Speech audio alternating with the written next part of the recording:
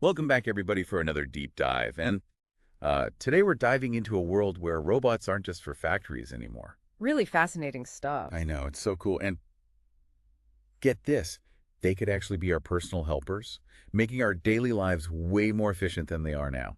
Yeah. And we've got a whole bunch of sources for this one, articles, research papers, and even a YouTube video, Hmm. all about how robots are stepping out of the factory and into our homes. Yeah, it really is quite a shift, isn't it? I mean, for years, robots were just doing the same tasks over and over again in those really controlled spaces. Right. But now they're actually being designed to deal with all the unpredictable stuff that comes with our everyday lives. Yeah, and get this, one of the articles even talks about a robot dog exploring the ancient city of Pompeii. How cool is that? I know, right? Ah, It's helping archaeologists go through those super tight spaces and even map out tunnels dug by, get this, illegal relic hunters. wow. Yeah.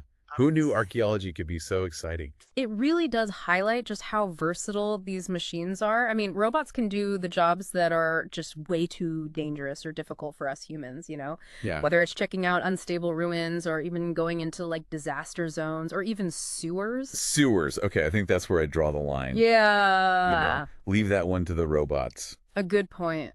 A good point. But it really does just show that robots can handle all those jobs that have to be done, but that nobody really wants to do, Right. which then frees up humans for more specialized work. Okay, so we can agree that robots are moving beyond the factory floor.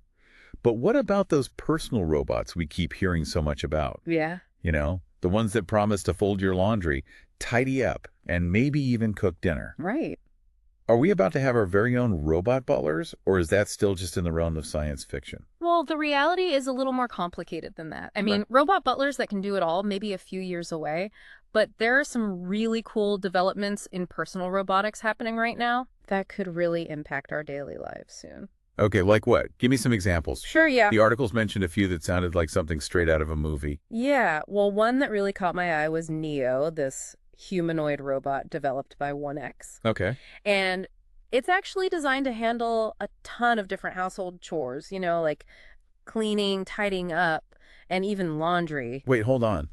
A robot that can actually fold laundry? Right, Okay, that changes everything. right. That means I can finally relax with a margarita while my robot is taking care of all the chores. I love the enthusiasm, but I think we should hold back on those expectations just a bit. Okay. I mean, Neo definitely has potential, but even the 1X CEO himself admitted that the technology still has quite a ways to go. Okay, so maybe no margaritas just yet, but how far off are we talking? Hmm. And more importantly, how much is this going to cost me? Yeah, the price tag is a definite factor. Neo is probably going to cost about as much as like a mid-priced car. Wow. So not exactly an impulse buy, right? Definitely not. And that brings up another really interesting point, and that's the competition in this whole new market. Oh, right. I remember reading about Tesla's Optimus robot and that Chinese robot that can navigate the Gobi Desert. Oh, yeah. It's like a full-on robot showdown. Yeah, it is quite the race, Different companies are trying different approaches to develop these humanoid robots, each with their own advantages and disadvantages. Yeah. Like Tesla, for instance, is using all that expertise they have in AI and self-driving cars, Makes sense. while the Chinese companies are more focused on making robots that are super tough and can handle anything. So it'll be interesting to see which approach comes out on top. Absolutely. Okay, so we've got this robot race going on with companies spending millions and millions of dollars on research and development. Yeah. But with all the excitement and the promises, what can these robots actually do for us right now? Can they really make our lives easier, or is that still just a dream? That's the big question, isn't it? We need to move past all the flashy presentations and promises and look at what these robots can actually do in the real world. Yeah. And that's where it gets really interesting. Yeah, I mean, even though we may not have those robot butlers flipping pancakes just yet, our sources did mention some pretty amazing applications that are already out there making a difference. Oh, really? Yeah, like, Verdant Robotics. Okay. They've got this robot that can weed, fertilize, and even gather data on crops. Wow. Just imagine how much more efficient and sustainable farming could be with robots doing all the work. Yeah, robot farmer. It's pretty cool. I'd definitely love to have a robot take care of all that gardening stuff. Right. But what about outside of agriculture? Do any of the articles mention any other real-world uses for Oh, robots? absolutely. One area where robots are already proving themselves is in finance. Okay. So you've got cobots, Hmm. these collaborative robots that are designed to work alongside us humans, and they're being used to do stuff like auditing and fraud detection. Cobots. So basically, robots are becoming our coworkers now. In a way. I'm all for letting robots take over those super boring tasks. Well, it's more about collaboration than replacement, really. Okay. Cobots can handle all the repetitive stuff, all that data entry, Right. which frees up human employees to focus on things that require more creativity and strategic thinking. Okay, I get it. It's all about using both human and robot strengths to get the best results. Exactly. Well, let's go back to that idea of personal robots making our lives easier. Yeah. Are there any other examples that really stood out? Oh, yeah. There's one that could actually be coming to your doorstep soon. Okay, what is it? It's called Digit, and it's a delivery robot made by Agility Robotics. Interesting. And this robot is actually designed to navigate city streets and even climb stairs to bring you packages right to your door. Okay, so picture this. You're at home working on something and suddenly the doorbell rings. Yeah. But instead of a delivery person, it's a robot. Yeah. Talk about living in the future. I know, right? It's a real glimpse into how things are going to be. And speaking of the future, we can't forget about all the exciting stuff happening with soft robotics. Our sources had some pretty mind-blowing info about this. Soft robotics. That sounds pretty cool. Makes me think of those inflatable robots you see at carnivals. Yeah. But I'm guessing it's a bit more complicated than that. Oh, much more.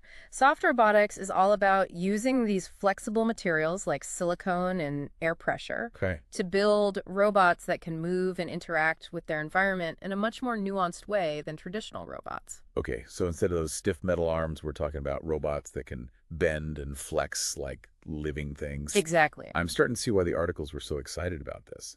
But how does that actually work in real-world situations? One area that's really promising is healthcare.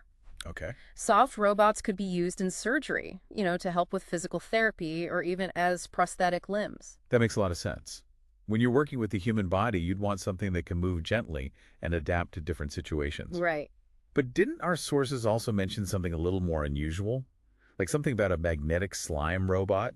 Ah, yes. That one definitely caught my attention too. Yeah. So researchers have actually created this magnetic slime robot that can get into tight spaces, Yes. grasp objects, and even possibly remove things that have been swallowed. No way. Yeah, just imagine all the possibilities for healthcare and search and rescue operations. Wow. That's incredible. It sounds straight out of a sci-fi movie. I know, right? But like with any new technology, we have to think about the potential downsides too. Oh, for sure. The articles did mention some concerns about robots taking jobs, invading our privacy, and even the possibility of them being used for bad things. Those are some really important issues that we can't ignore. Yeah. As robots become more advanced, we need to be careful about their impact on society. We have to make sure they're being used responsibly and ethically.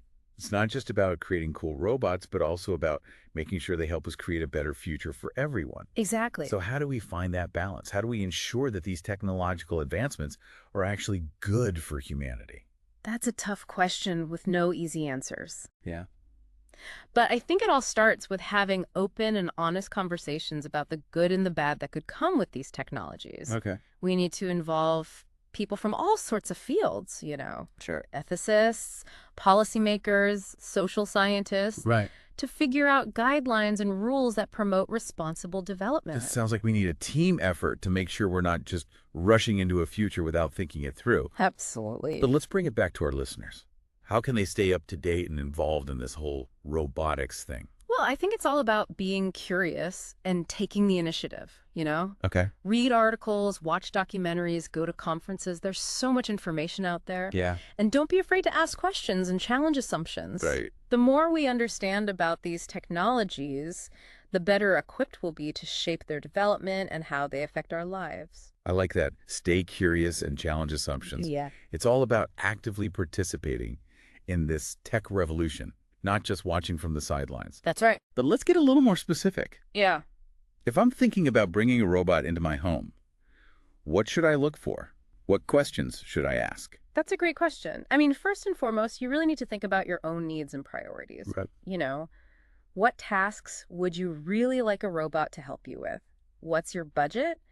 And maybe most importantly, how much control are you comfortable giving up?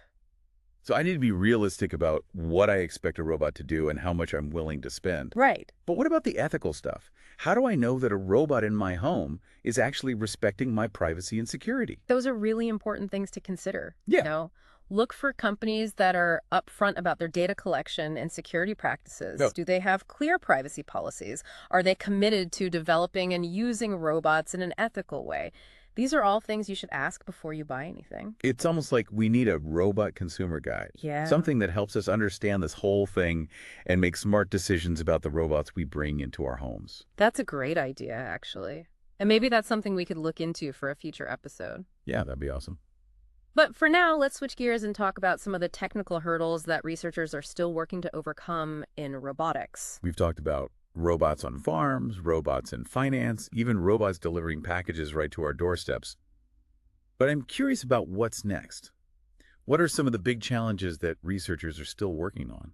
I think one of the biggest ones is getting robots to really understand and respond to all the little things in human communication. Right. Natural language processing has come a long way, but it's still tough for robots to understand all those subtle cues and the context that we humans just get naturally. Right, because it's not just about the words. It's the tone of voice, body language, all those unspoken things we pick up on without even thinking. Exactly. And that's a huge hurdle for robots if we want them to be a natural part of our lives. Yeah. We need robots that don't just understand what we're saying, but also how we're saying it and why. Okay, and what about the actual physical stuff?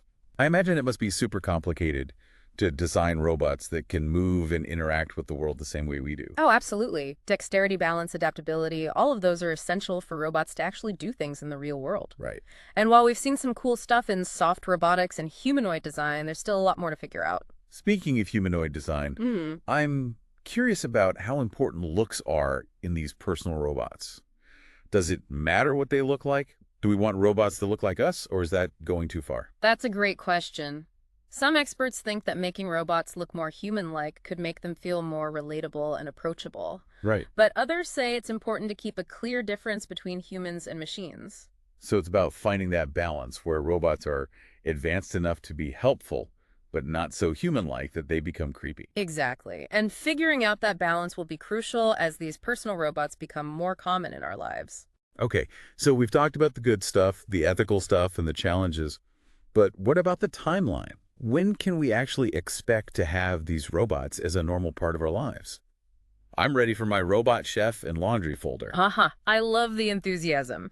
But while a robot that can do it all might be a few years away, we are seeing some areas move really quickly. Okay. Like delivery robots. Those are already being tested in some cities. Yeah, I've seen those. And we'll probably see even more of them out and about soon. So what about those chore robots like Neo, the one that can supposedly fold laundry? Is that something I can expect to have in my home anytime soon? Those types of robots are still being worked on, but some companies are saying they could be available to buy within the next 5 to 10 years. Oh, wow. Of course, the first people to get them will probably have to pay a lot. Right, the early adopter tag. Exactly. But as with any new tech, we can expect the price to go down as more and more are made. So maybe no robot butler this year, but a robot vacuum cleaner or delivery robot might be possible. It sounds like the future of robots is closer than we think. Yeah, it really is. But before we finish up this deep dive, I want to go back to what you said earlier about how the future of robots isn't set in stone. It's something we're actively shaping with our research, our investments, and even the choices we make as consumers. Couldn't agree more. The future of robotics is literally in our hands. Powerful stuff. Yeah. And it's up to all of us to really think about these things. Ask the tough questions and make smart decisions about how we want this technology to affect our lives and the world around us. Absolutely. So what's the big takeaway for our listeners? What should they be thinking about as they explore this whole new world of robots? The main thing is this personal robots are quickly becoming a reality. And while there are definitely some challenges and things to be careful about, they also have the potential to make our lives better in so many ways. It's definitely an exciting time to be learning about all of this. Yeah, But as we've said, it's important to be both excited and cautious. for sure.